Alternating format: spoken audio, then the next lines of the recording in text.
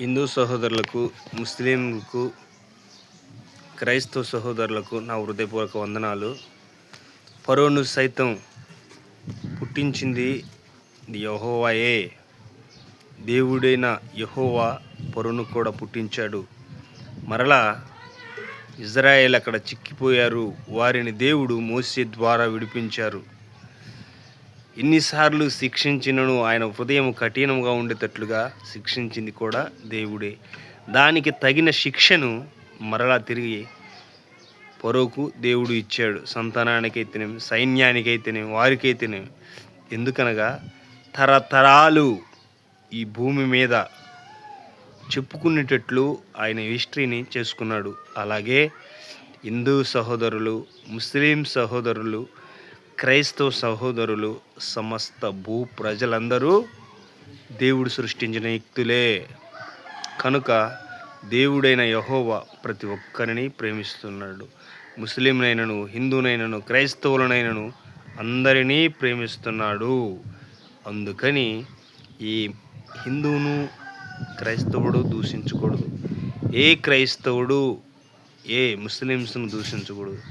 Muslim క్రైస్తవులను దూషించకూడదు. హిందువులు క్రైస్తవులనే దూషించకూడదు.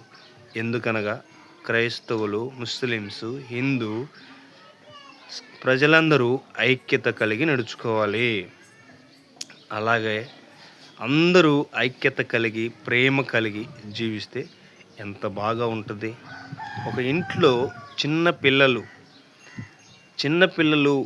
ఒకరొకరు ప్రేమించుకుంటుంటే ఆ తల్లిదండ్రులకు ఎంత సంతోషం.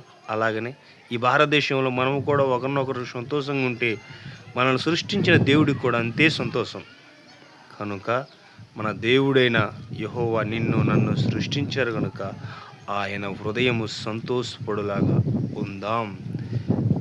నిన్ను నన్ను కాపాడేది, ఇంకొకరిని కాపాడేది, ఈ 3 జాతి ప్రజలను కాపాడేది దేవుడైన యెహోవా.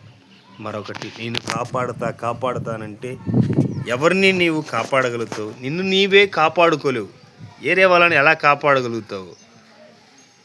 నిన్ను నన్ను కాపాడేది దేవుడైన యెహోవా మాత్రమే. ఆయన నామమునికి స్తుతి కలుగును గాక. పక్షులను, మనుషులను, జీవులను, వృక్షాలను, ప్రతి ఫలమనిచ్చు పంటలను, ఆకాశ పక్షులను పోషించువాడు దేవుడైన యెహోవాయే. ఆకాశాన్ని, భూమిని కూడా పోషించేవాడు దేవుడైన యెహోవాయే. ఆయన నామమునకు స్తుతి కలుగును గాక. హల్లెలూయా, హల్లెలూయా, హల్లెలూయా.